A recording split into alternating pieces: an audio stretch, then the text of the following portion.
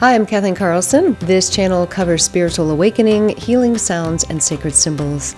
Today I'm talking about the symbolism of the body and how you can use that for healing. So this is something that I have studied and worked with probably since I was a teenager and had some remarkable healing experiences. Now, one caveat is that the reason why we have any particular condition is usually for soul growth, usually for whatever will bring us forward on our spiritual path. Now, sometimes just learning to master your own thoughts and your own psychology and emotions is enough to heal a condition, and I have had that experience many times. And that means that understanding what is the message, what is the symbolism of a particular condition in the body. And as you may be aware, Louise Hay was absolutely the forerunner with this kind of thing. So her book, Heal Your Body, which described in just a chart form, here's the condition or here's the part of the body, here are negative thoughts that might create a disease or might create a chronic condition in that part of the body. And then here are affirmations that can be used. So I did release one affirmation video recently, and I will do a few more. As far as I'm concerned, the use of affirmations, especially if they're spoken out loud or sung, is definitely part of what I look at as vocal medicine. It's using your personal power, using your voice for healing. Now, that can be an internal voice. That can also just be changing your own thoughts and reframing your life in such a way that a condition recedes or disappears or is completely healed. So I will tell you one story today about getting a hernia. And this happened about 10 years ago. I went to the gym and I was in a Zumba class, which was a total disaster because I didn't know any of the music. I'd never been to one of those classes, and I spent my whole time trying to stay out of people's way and trying not to trip anyone because I had no idea what I was doing. So afterwards, I go into the bathroom, and when I leaned over, all of a sudden I felt something slip under my ribs, like so that I couldn't breathe, just like catching my breath. The hiatal hernia is when the intestine slips through a tear in the muscle that's at the top. So I know my mother's had one for many, many years, and she had described to me what it felt like, and she would just relax, and she learned how to just allow the muscle to relax so that the intestines would return back to its normal place. So she didn't have surgery to repair it, which you can do. I think my father had several hernia surgeries. And in my case, as soon as I felt that and just caught my breath, and I knew exactly what it was. So as soon as I could breathe again and got home, I thought, well, I'm going to look this up. Now, I have many books that are great books. I'll put some links in the description that are the language of the body, the secret language of the body, the symbolism of the body, heal your body, books in that same line of thinking that help you to discern what is the thought pattern that is associated with whatever condition it is that you would like to heal. And so I looked up hernia, so I looked it up in 4 or 5 different books, and the basic message from that condition is ruptured relationship. Now, this was exactly what was going on in my life, because at that time my husband and I had separated. I had started with chanting and mantras, kirtan, attending kirtans, where people are chanting and singing mantras together, and it was my new spiritual path.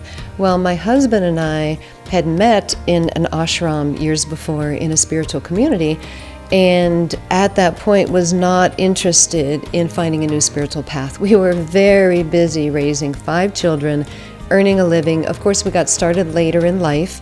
We were 35 years old when we left that community, and 40 years old by the time I finished a master's degree and he finished his bachelor's degree, and we were starting out from nothing, trying to earn a living. So he just wasn't interested in getting back onto a spiritual path when we really had our hands full. At any rate, it was a major break because for me, the spiritual path was foremost.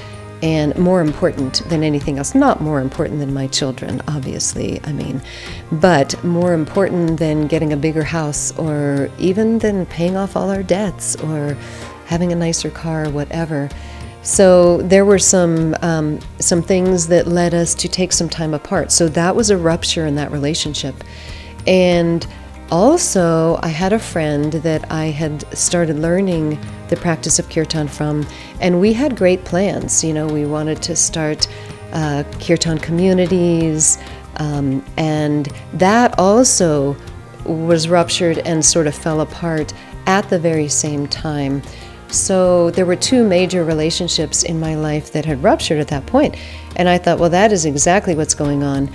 But because I had that awareness, I determined that I can experience the rupture in the relationships without experiencing this physically. I do not need to, I understand this, and I'll work to heal those relationships in whatever way is appropriate. My husband and I obviously got back together. We're doing better than ever, 36 years going strong here now. But it was just a few months that we were apart, just to reconsider our priorities.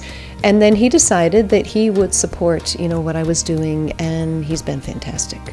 So that was resolved. And then the other situation, I just started doing my own thing in terms of mantras and kirtan and studying and following this path.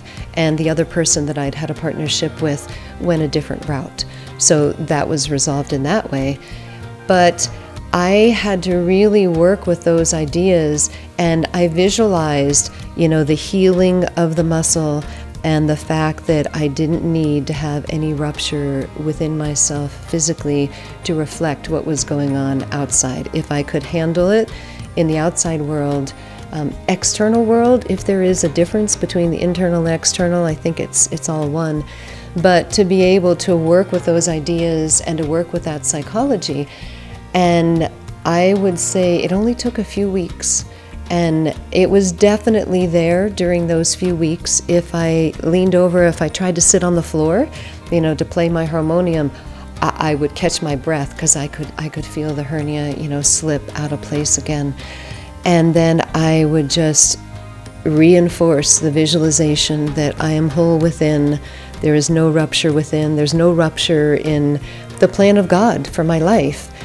And that all of this will resolve, and I do not need to develop any type of physical disability as a result of this experience. So it healed, and I've had that experience. There is another video that I have published about healing my thyroid after being on thyroid medication for about 20 years, using mantras as well as other means to heal my thyroid. Journaling was a big one.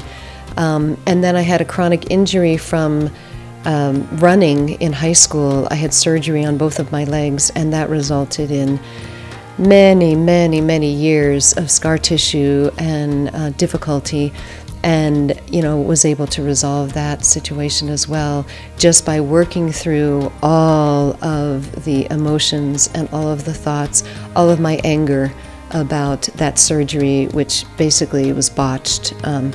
And the results of that. So I do think that body symbolism is a very important adjunct to understanding how to use mantras, understanding how to use affirmations, being able to pinpoint exactly what it is, whether it's your neck or your toe, your back. Back is a big one. I also had a situation with a back problem that went on for about a year. That I healed through a form of visualization. So those are all, different videos, slightly different approaches. But I am talking about this as a general topic today because I do want to launch a series of videos that go through the different parts of the body, which chakra they are associated with, what thoughts, negative, which would cause difficulties, and positive affirmations, which can be sung, so mantras, in Sanskrit as well as in English, that can be sung to reaffirm the healing of different aspects. And that's how this all ties into the vocal medicine.